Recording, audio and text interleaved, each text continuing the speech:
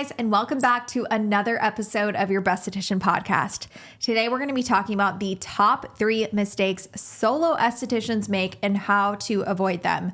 So number 1 is going to be running too many specials or having dirt cheap prices. Yeah, I'll jump into running too many specials first, and then I want you, because the pricing thing, having cheap prices is something that was really important on our journey and something that we really had to come together to get you out of dirt cheap prices. Yes. But first I want to talk about running specials. And this is something that for a long time we were really kind of preaching about, really being against. And I know there's places, and this is why I think the internet and the social media or esthetician community, some people are really passionate on both sides. Like you got to run specials how you get people in the door. And I think it's a partially true. They can both be true at the same time. I think that in the beginning, if you need butts and chairs, right? If you need people on the bed, then running a special is not the end of the world. I think leveraging specials, especially in the beginning when you don't have a clientele, it's really the only way. So on our specific journey,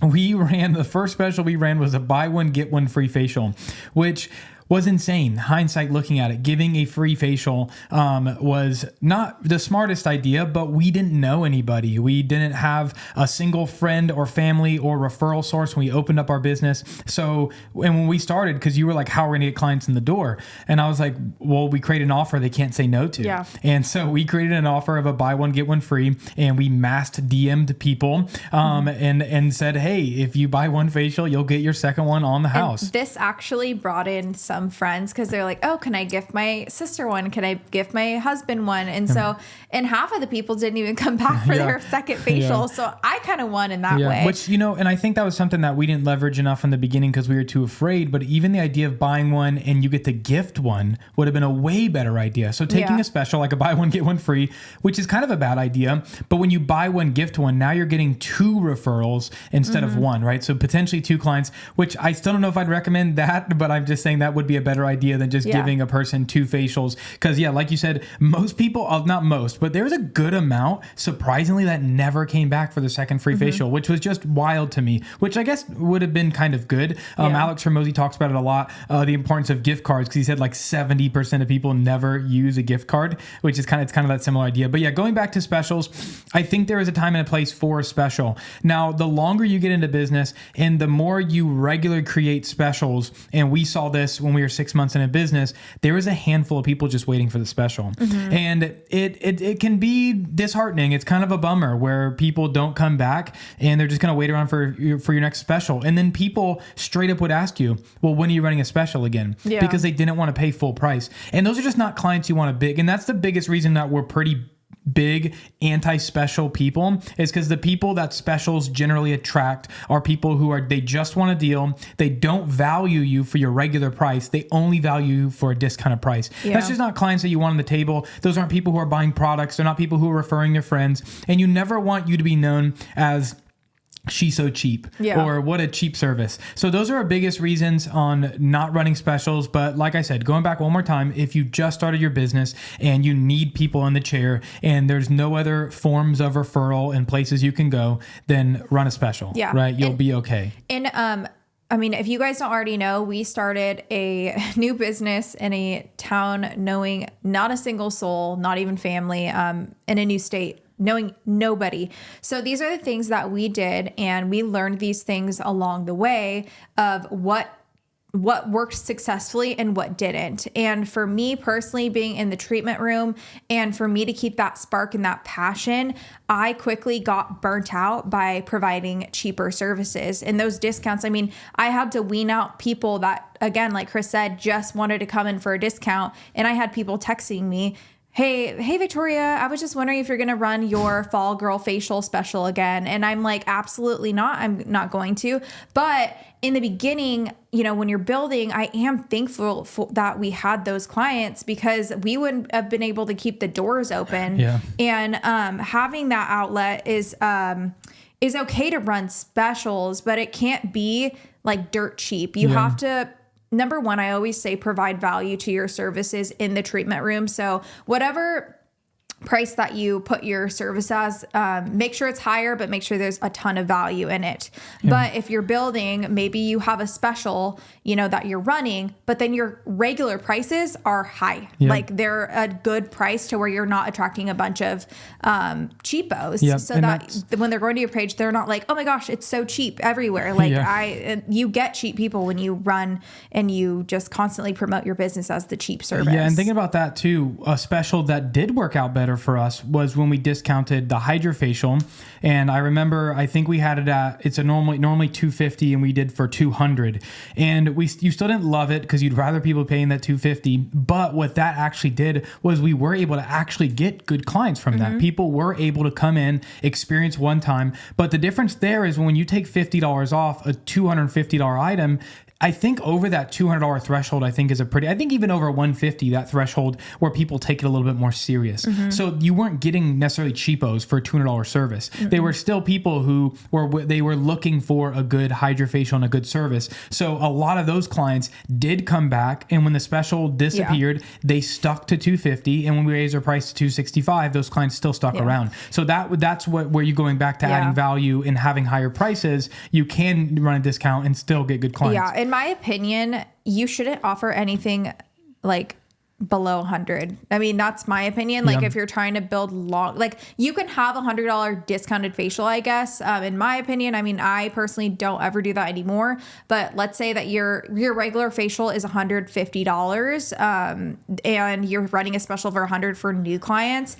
I think that's okay. But like, if you have anything below $100 services, like, you guys, this is our body. Like, I know it's so silly, but like we can't survive if we're doing $100 facials. If we're doing $50, $75 facials, it is so much on our body. Like you have to think of like long term. Like, I know facials feel like a luxury, but like, and they are, but like, no, there are people that like care about their skin and they want to take care of it. This is your profession. This is what you want to do for your life and your living.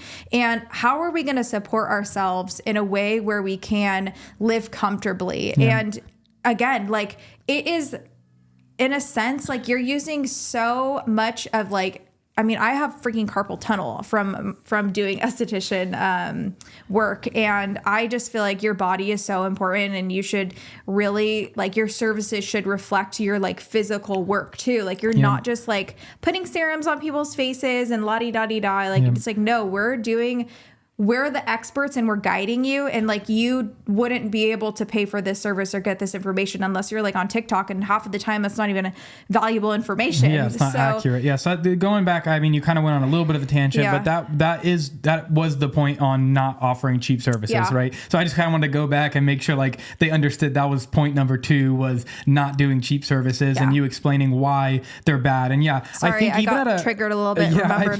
I think even at $100 just feels really, it's just, it's so easy for people to get like one $100 bill, $100, and pay for something. Those people usually aren't going to tip on all. Like, when you ran $100 special, almost nobody tipped, because it was just kind of like they felt okay just spending a quick $100, right? And I think that when you found a place of, like you mentioned, clients who they're wanting to pursue a skin journey and they want better skin and they trust you with that, they trust your prices, they trust the treatments you bring on, and going cheap. Also, one of the biggest issues that you'll run into is if, say, you don't have any higher end services yet. If you're doing cheap facials and you go to bring on a higher end service, you're going to have a lot of pushback from clients. And we see that a lot from smaller estheticians that go all of a sudden and bring on a microneedling or some kind of hydrodermabrasion machine in some way or another. And the clients have a sticker shock of like $200, right? Because they were used to that $100. Now, when you're in that 150, 170 range, when you push up into 200 and 220,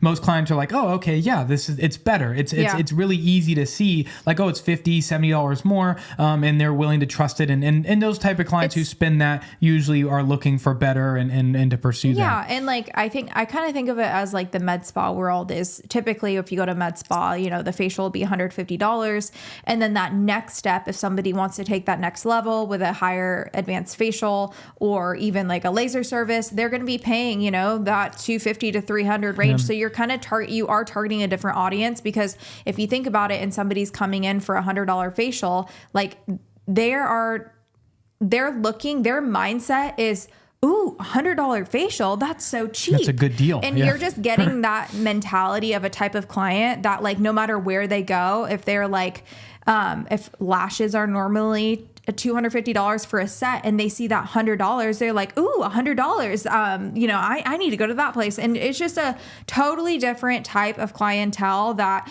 I've learned in the beginning that, going through this and going through, this process of trial and error is that I didn't get my dream clientele until I raised my prices. Yeah. And I want to talk about this because Chris he advocated me so hard to raise my prices, and it was so scary. We actually mentor an esthetician right now, and she's going through the same struggle of, oh my gosh, I am scared to raise my prices. I'm scared to like have my hydrofacial be $325, $350. And she did it and she's seeing success with it. And of course it's like building those foundations, but like she was scared to take that step. And I was scared to take that step, going from $100 to like, oh my gosh, if I raise my prices, nobody's going to come in. Yeah. And you do lose a lot of people. And I'm just being really honest with you guys. Like we lost a lot of clients. And to be honest, in the beginning, the $100 facial, thinking back, you were doing like 40 or 50 of those a month. Cause I remember that being like a majority of our income the first few months. So it did keep the lights on. And I'm forever grateful for each person who came in and trusted you with that $100. And I never want to talk crap about those people because it kept the lights on and it helped us take ourselves to the next level. But when we kind of started to zoom out a little bit of how much you were working and what you were giving, and I think that's important too, is I wouldn't tell, we do tell everybody to raise your prices, but when you raise your prices, you got to add value. And you were already adding way too much value because you were trying to get those people to come back and understand your knowledge and your love and your passion for people and skin. And they just didn't care. They were not the right clientele for it, but you were still giving those people everything you got. I mean, I think we marketed that as a 45-minute facial and you were still going 60, 70 minutes with most clients between consultations and massage and extras that you would add on, and just pouring into those people and giving them what they needed and not trying to give them $99 worth of value, which is also important. And, the bummer is at that price point it doesn't matter how much value you give those people. Like you mentioned, they're coming because they see a cheap facial. Where when you're in the 150 and 200 and you give those people that value, they're like, oh my gosh, this was good. $150 isn't that bad because I just got everything and more, right? So think about that too. When you go to raise those prices, make sure you're not raising prices and shortening services or giving less. You raise them and you give more. You just find different ways to give to maximize your time and energy. And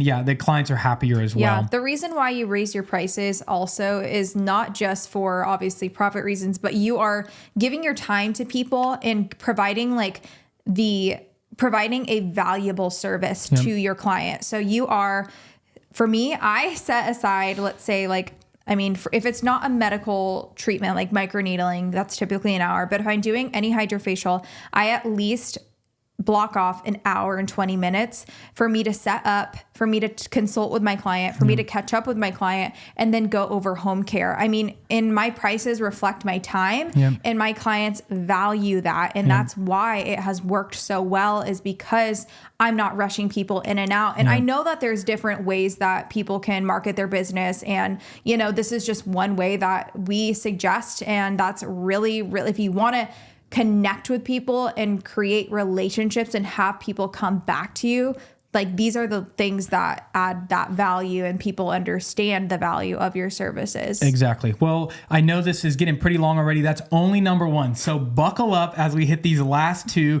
That was not the most important one. These are all equally important. So I hope you made it this far in the video. But if you are here still and ready for these last two, I want to jump in with a quick ad read for our Patreon, right? So our Patreon is what funds this YouTube channel. If you haven't already, go check out our Patreon. The link is in the bio. We teach all of these things at greater detail. Victoria teaches protocol. We teach editing on social media, Instagram, how to edit videos, how to attract more clients. And then the protocol videos, I think, are one of the more valuable things, especially for newer estheticians, to learn how Victoria does her hydrofacial, her face reality. Will be dropping perfect derma peel, microneedling, everything. So if you haven't already, go check out the Patreon for only $65 a month. There's currently over 100 videos in there, which is just an insane amount of value. So let's jump in with number 2, and that is not having confidence in yourself as a provider. And this is something that you learned over the first few months when it came to good sales, but then also building good trust of having that confidence.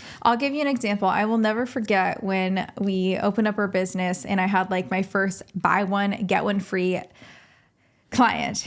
And I literally was like so excited. I had like my whole spiel. I'm like, I'm ready to go and, talk my ear off to this client. And I like sit down with her and I'm like, okay, like I had this whole thing in my brain. And as soon as it came down to the consultation, I was like, okay, so like, what are you here for? Like I just like froze up. I didn't have confidence. And I was like, okay, so what are your main concerns? And she's like, I don't know. I just want to come here for my dermaplaning facial.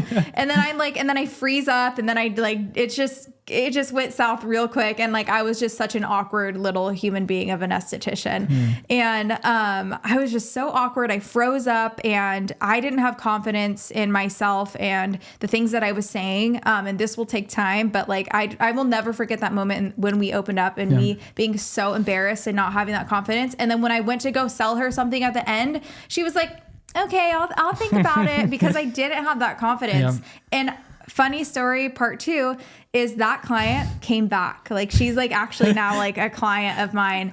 And she trusted the process. She trusted the process, the transformation. And once I gained that confidence, I'm not kidding. Like she bought a full regimen. Like she was like, when's my next facial? What products would you recommend?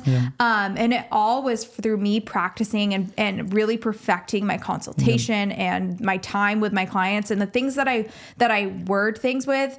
I think we get so overwhelmed, and something that I did in the beginning was I was recommending a full regimen to clients and they weren't necessarily ready. I literally would suggest listening to your clients, number 1, number 2, figuring out that pinpoint of that concern that they have, and then recommending one product or 2 at a time, like 2 max. I would say whatever that is to make sure that you're, not overwhelming the client. Trust yourself that you can get the client back in the chair to sell another product, and giving a few kind of actionable items that you can go and learn to have more confidence. One is back to, I don't know, did you laughed when I said butts in chairs before? Why was that so funny? I don't know. It just kind of sounds makes weird. sense, right? Like a butt in the chair. I think it's like, is that a common phrase? I've heard, I mean, Jared, our SEO expert, I think he said it today and it got it in my head. But but I mean, I don't like that. Okay, bodies in chairs, is that better? Or people in your treatment room? People in your treatment room. It's just a quick way to say it. Okay. So let's talk about a few things that you can do. Is one of just getting people in the treatment room chair, and that's just practice makes perfect, and having those conversations over and over and over again. But the other thing Victoria and I did, and that Victoria's really good about, and sometimes it would drive me crazy because I'd be home with our son all day and he's yapping my ear off, and Victoria's home and she's like, I want to go through my whole consultation with you. Like, sit down and let me go through the whole thing, like role play.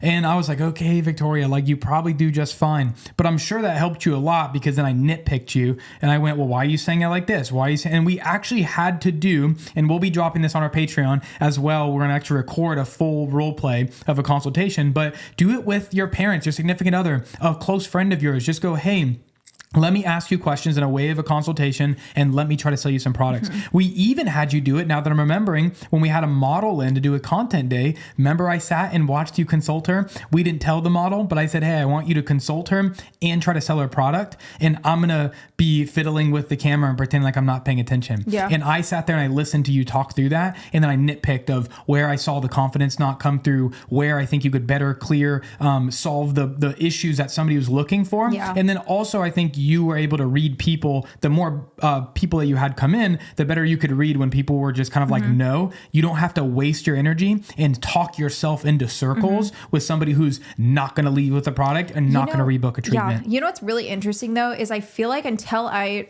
attracted my dream clientele and raised my prices, people ask those questions. You don't get people who want cheap services that want to spend more. Yeah. Like, truthfully, I'm like, how come I can't get a freaking sale? And then I'm like, oh wait, these just are cheap clients that don't care about their skincare. They just want to go in and relax, and they cancel their appointments half the time. Yep. So that's a good way to circle back to number one. Why these both things are, that's why they're both really important. I think that's a great point of they do go hand in hand, right? And you could be as confident as you want, but when you don't have good clients coming in, they're never going to buy and they're never going to upgrade their services. Yeah. And confidence is a skill. Confidence takes time. Make sure you practice. Like Chris said, I did not get better, and I still can improve, to be honest. I mean, everyone can improve in any way. Like, make sure you're always constantly making sure that you are practicing and getting better and finding ways that you can fill in gaps in your own practice of how you can be better. So, getting those people in the door, even just having your significant other or whoever it is, like Chris said, make sure it's somebody that cares about you.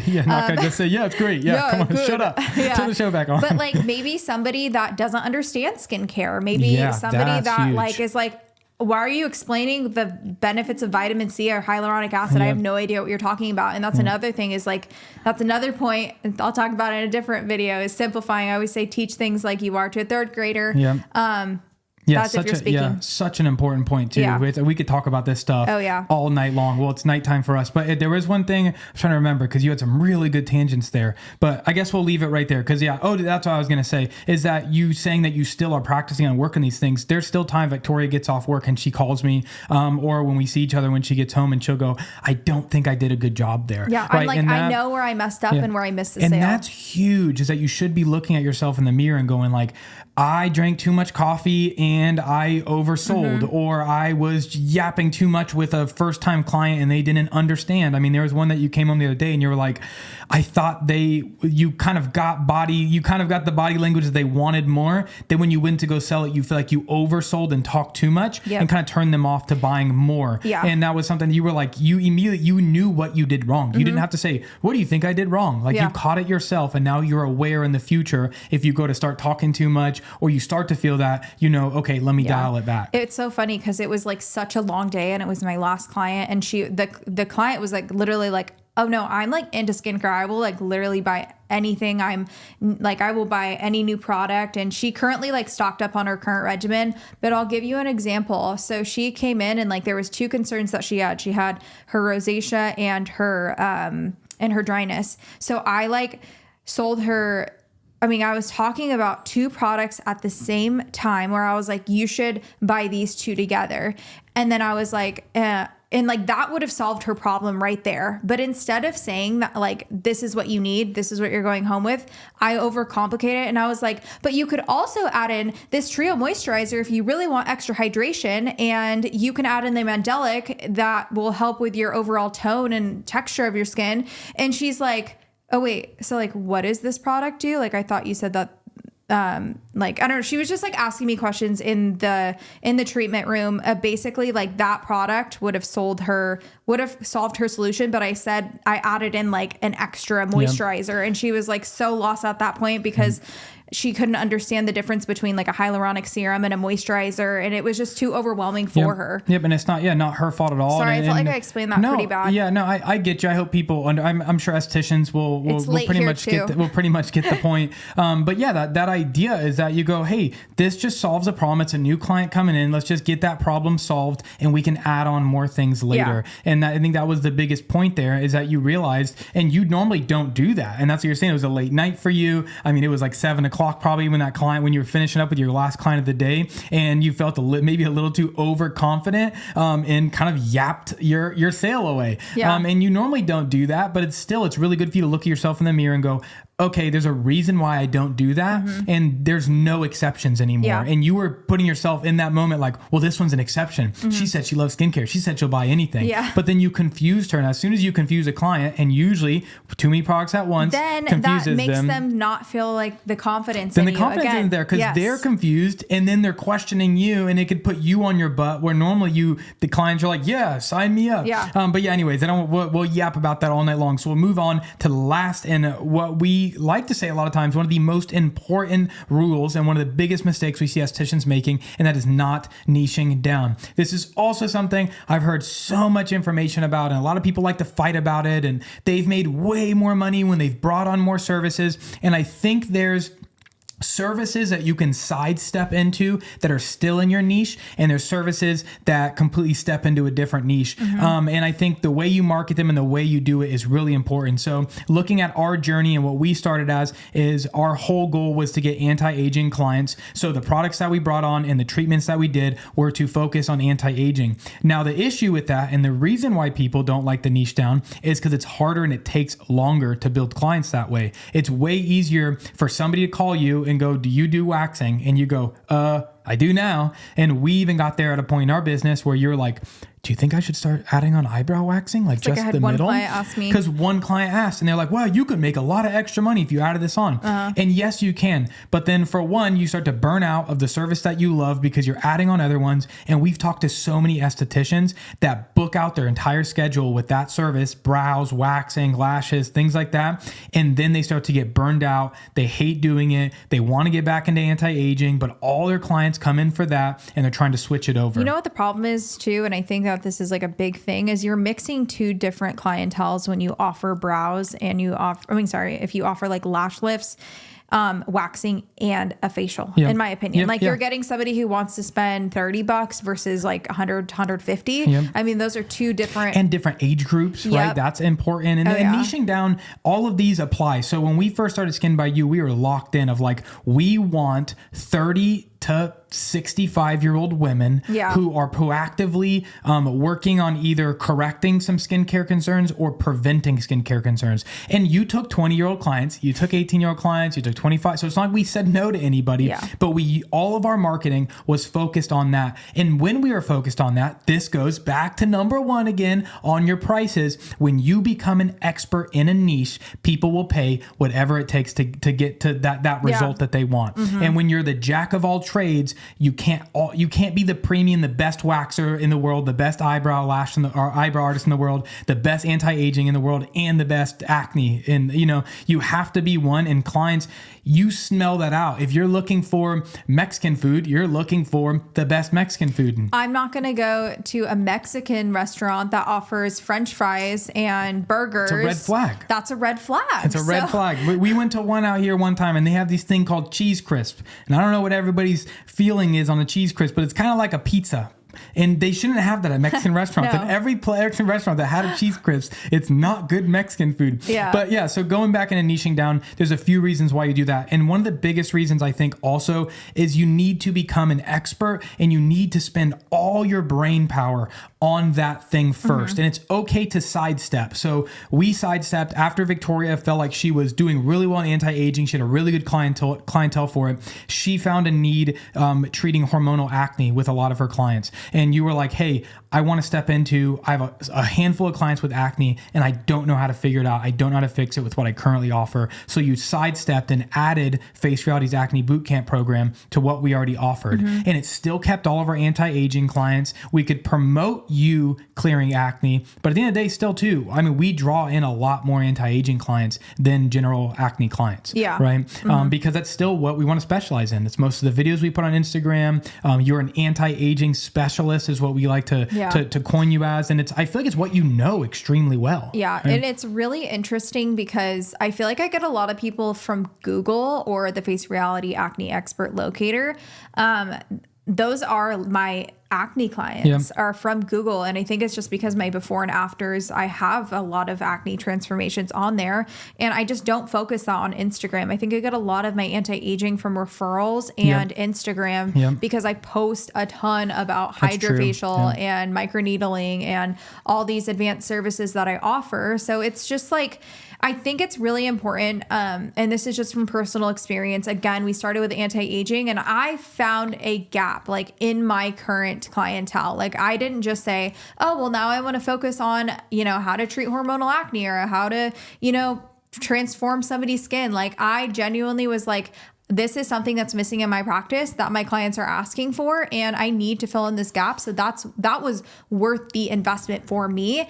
And even just thinking about like the services that you offer, like let's say that you offer I'll talk about 2 examples. So let's say you are an expert in anti-aging.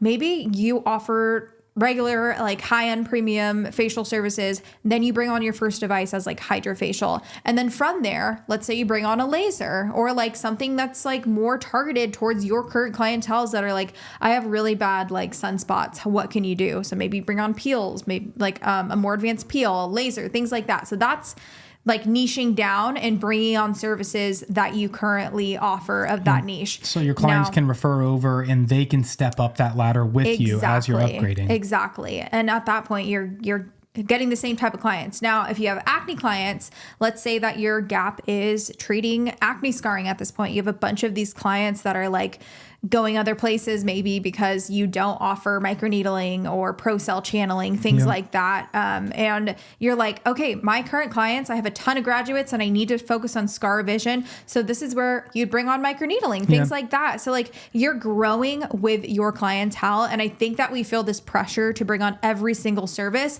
but like it does take time. And my clients have grown with me with the services that I offer. Like you're like, this is your base clientele, and the services that you bring on, your clients are like trust you and understand why you're bringing on different services. So make sure you have a base clientele before you invest in bigger treatments. Again, like I feel like in the beginning we made a lot of investments like way too quickly. But also I wouldn't be where I am if I did, like I literally gave it my all or nothing. I was like, I did have a base clientele for hydrofacial, but not skin pen microneedling. So, kind of messed up there. But yeah, so just one more time, just to kind of clarify a little bit as well. It's okay to do other things. You're not just forced to only being anti-aging. And if you love doing brows and enjoy it, then that's just fine. You can keep doing brows. But especially when it comes to promoting services as well, let's just say through social media or even on your website, when there's so many services, it can be really overwhelming. And you might get clients booking services that you didn't really want them to, or them not understanding your expertise and the stuff that you want them to understand. And it's not that you can't ever offer the services. Like if you generally love doing brows and lashes, like maybe just have it for your regular clientele. If somebody asks, I offer it. Like you just can don't do promote it. Just don't be the thing that you're promoting. It's like, and going I do lashes, big facials, on brows,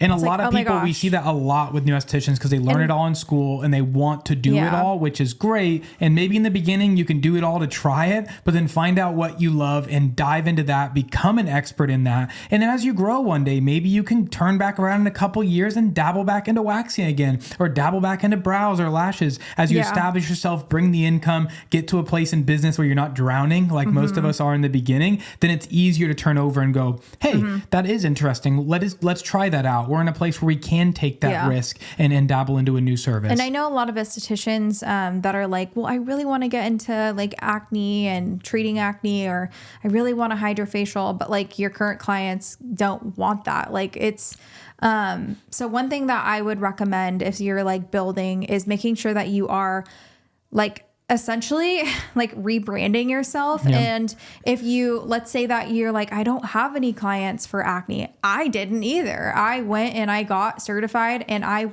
literally took somebody through the program for free so that I had one of my own very transformations of a before and after. You have to think outside of the box. You can't just expect things to happen. You have to put in the work. And I think that people are like so stuck on like, well, it's not working for me. Like I don't have a clientele like that. It's like, no, you have to rebrand. Like just like, what's a company that has rebranded that they were going under? Like, it's just like the same concept of a big company, like that has to do a rebranding because it's not working. You want to be happy at the end of the day. And not saying that you're not happy doing, the current services, but maybe you want to go into a different niche. Just think outside of the box and make sure that you are putting in that work and that effort. Good things take time, guys. And Chris told me tonight, we are so tired tonight, and kids are sick this week and there's a lot going on, but like if it was easy, what did you say? If it was easy, everybody would do it. Yeah, if it was easy. See, I already forgot the quote, but it was Victoria so good. all the time. I always say if it's easy, when I'm having a hard would do time it. or It's a like, hard this day. is so hard. And I'm like, this is why nobody does it. Yeah. Right? I mean, it's almost 8:00 now. Our son is watching a movie. He's happy. He's to have a little movie, but we like to have some family time, and Victoria likes to spend time with the kids. But if it was easy, everybody would do it. When it comes to becoming an expert in these things and niching down, it's going to be hard. It's going to take time. And if it didn't, and everybody could just jump in and become an expert and niche down so easily, this industry would be overcrowded. And it's not. There's a lot of room to grow. There's a lot of money for everybody, but become an expert, separate yourself from the crowd, and you will be a successful esthetician. We've watched if we can do it, anybody can do it. Or I say, we, mostly Victoria, she is the face and the brand, the esthetician. I just support her and I encourage her along the way. But thank you so much for watching this pretty long podcast. I think this is one of our best ones yet. There's so much amazing information in here. If you want to learn more about any of these things, make sure you check that Patreon link down below. There's so many more videos and a lot longer, right? Make sure you like, comment, and subscribe so that we can continue to grow this YouTube channel and create many more videos and exciting more new opportunities. Thank you guys so much for your support. As always, we love you guys, and we'll see you in the next episode.